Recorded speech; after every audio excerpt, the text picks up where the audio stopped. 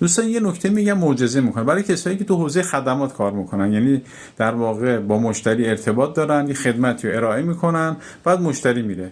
بین یا مشتریای یک بار در واقع تکرار، یعنی دفعه اول اومدن، یا مشتریایی هستن که چند بار تکرار هستن، یا مشتری هستن که وفادارن، دائما با شما میان.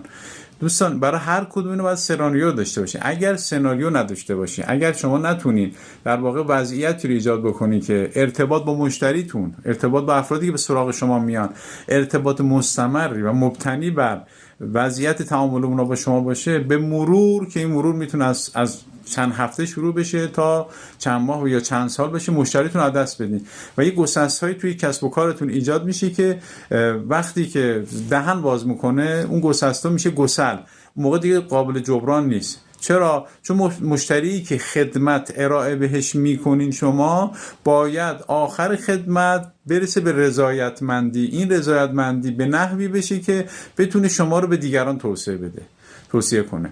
یعنی اگر توسعه کسب و کارتون رو میخواین تو حوزه کاری خدماتتون، باید رو مشتری تمرکز کنین و مشتری که دفعه اول میاد جوری با اون رفتار بکنین، خدمتی ارائه بکنین که برای بعد هم بتونه شما رو انتخاب بکنه. حالا تو حوزه کیفیت، تو حوزه قیمت، اینا قبلا گفتیم 4P رو برید توی پیج ببینید، در ارتباط با تبلیغات یا از روشی که تونستیم با اون کانال توضیح، در واقع با کانال توضیح تونستیم با اون ارتباط برقرار بکنیم با مشتری. هر کدوم از اینا هست. اگر اینا هر کدوم سهولت داشته باشه و مشتری براش ترجیح داشته باشه که بیاد به شما وصل بشه، شما خدمت بگیره، اینجا کار شما تموم نشده. شما وقتی که خدمتی به مشتری ارائه میدین تازه شروع کارتونه، یعنی مشتری رها نمی‌کنین. اگر خدمتی که شما ارائه میکنید مبتنی بر نقصه، مثلا اگر سیستمی ناقص شد اومده شما درستش کردین، در واقع تعمیر انجام دادین، باید یه زمان دوره‌ای مثلا بسیار در واقع خدمتی ارائه میکنید و محصولی که شما دارین تعمیر میکنید،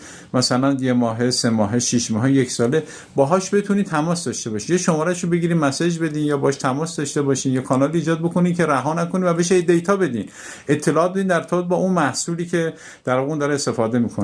اگر مشتری شما در واقع حالا تعمیر نیست، در واقع خدمتی مثلا آرایشگر هستین شما، اگر یک بار اومده راضی بود رفت، فکر نکنین دوباره برمیگرده، شاید برنگرده.